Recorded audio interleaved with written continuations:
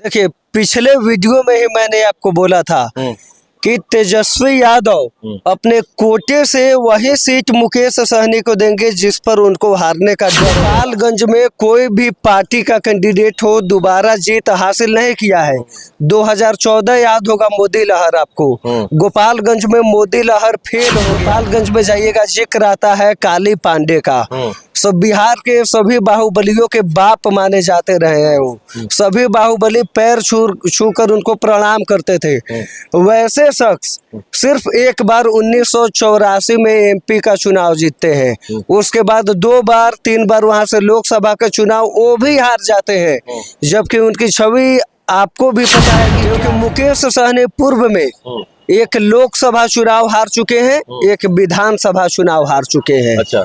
2019 में लोकसभा चुनाव हारे और 2020 में विधानसभा चुनाव हारे। अच्छा। और बुरी तरह से चुनाव हारे। बिहार के राजनीतिक गलियारों से बहुत बड़ी खबर निकाल के आ रही है, जहां पे आज के डेट में राजद कार्यालय में तेजस्वी प्रसाद यादव और वीआईपी के मुखिया मुकेश सहनी ने एक प्रेस वार्ता रखा है। वहां पे बिहार में 3 सीटों पे जो है, लोकसभा सीटों पे जो है चुनाव लड़ेंगे मुकेश सहनी। आज प्रेस वार्ता आज हो चुका है राजद कार्यालय से। मेरे साथ सानू पांडे है। क्या लग रहा है सानू जी, राजद कार्यालय में आज प्रेस कॉन्फ्रेंस था और मुकेश सहनी साथ साथ थे और बात जो चल रही थी, पूरा हवा में बात जो चल रही थी कि 6 सीटों पर सहमति बन सकती है, लेकिन 3 सीटों पर मुहर लगा दिया है राजद ने और 3 सीटों पर चुनाव लड़ेगी वीआईपी पार्टी। और 3 जो सीट है, मोतिहारी है, झंझारपुर, गोपालगंज है। तो क्या लग रहा है 26 सीटों पर अनाउंस कर देना, पूरे राजद के जो भी नेता थे 26 जो लोकसभा क्षेत्र का, पूरे अंदर से उत्साहित थे कि हमारी पार्टी चुनाव लड़ने वाली है, लेकिन एक जो है पलट गया है कि वीआईपी कोटे में 3 सीट जो दे दिया गया है लोकसभा सीटों। क्या लग रहा है, क्या होने वाला है?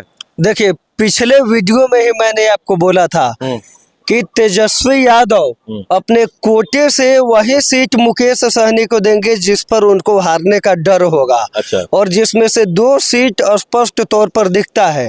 पहला सीट झंझारपुर लोकसभा क्षेत्र, झंझारपुर, जहां से राजद अपने सिंबल से 5 बार यादव कैंडिडेट को उतारा है और एक बार एक मंडल जाति से कैंडिडेट को उतारा है। टोटल 6 कैंडिडेट उतारा है, जिसमें सिर्फ 2 बार ही जीत मिली है आरजेडी को। अच्छा। पहला झंझारपुर सीट हो गया और दूसरा सीट जो है पूर्वी चंपारण लोकसभा सीट है।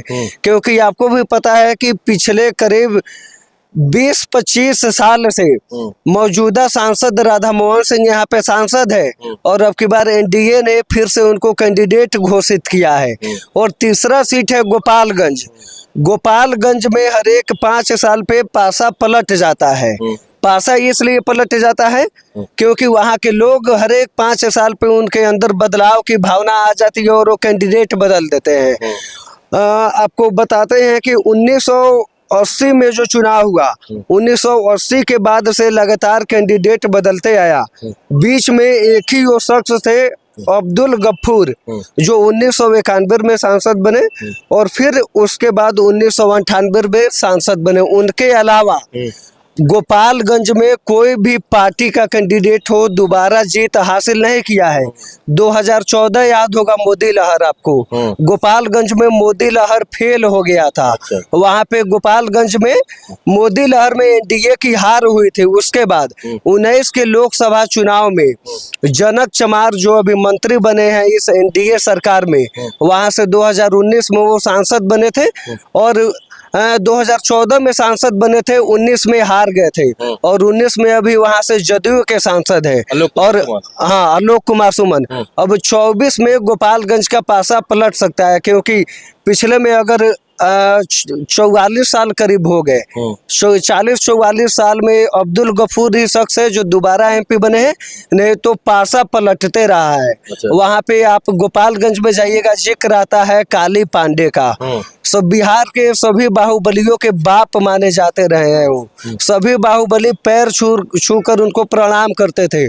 वैसे शख्स सिर्फ एक बार 1984 में एमपी का चुनाव जीतते हैं। उसके बाद 2 बार 3 बार वहां से लोकसभा का चुनाव वो भी हार जाते हैं। जबकि उनकी छवि आपको भी पता है कि क्या थी और अभी भी क्या है।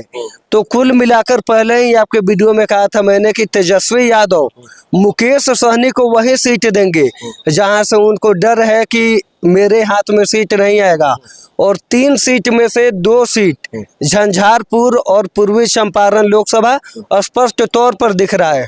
हो सकता है कि गोपालगंज में अब की बार वीआईपी अगर अच्छा कैंडिडेट को सीट देता है तो हो सकता है कि गोपालगंज वीआईपी जीत जाए, नहीं तो हो सकता है कि फिर आलोक कुमार सुमन जो सिटिंग एमपी है वो भी जीत सकते हैं। तो क्या लग रहा है झंझारपुर से बातें जो चल रही है, खबर जो लगातार जो वायरल हो रहा है कि मुकेश सहनी वहां खुद से भी चुनाव लड़ सकते हैं झंझारपुर से? नहीं, मुकेश सहनी का झंझारपुर थोड़ा बहुत हो सकता है, लेकिन देखिए क्या होता है। अच्छा। क्योंकि मुकेश सहनी पूर्व में एक लोकसभा चुनाव हार चुके हैं, एक विधानसभा चुनाव हार चुके हैं। अच्छा।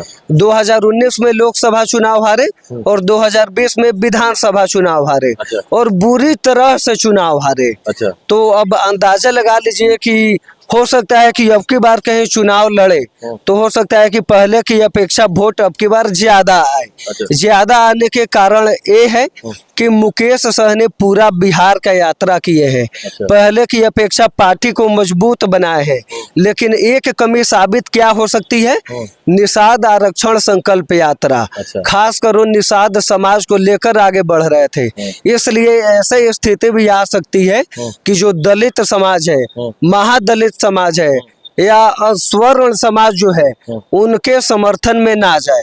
और अगर मुकेश सहनी कहीं से हारे भी तो उनकी हार हो सकती है या जीत हो सकती है, ये समीकरण हो सकता है। बातें चल रही थी कि महागठबंधन जो है आपको मुकेश सहनी को भाव नहीं दे रहा था, लेकिन जो ये भी न्यूज चल रहा था कि इंडिया अलायंस जो गठबंधन जो बनी हुई है, जो चुनाव लड़ रही है पूरे देश में, उसमें जो है निषाद आरक्षण की बात जो है एजेंडा उसमें रखी गई, इसलिए उनको शामिल कर लिया गया मुकेश सहनी को। देखिए, तेजस्वी यादव स्पष्ट बोले हैं पीसी में कि ये सिर्फ लोकसभा चुनाव तक ही गठबंधन नहीं रहेगा, विधानसभा चुनाव तक ही रहेगा।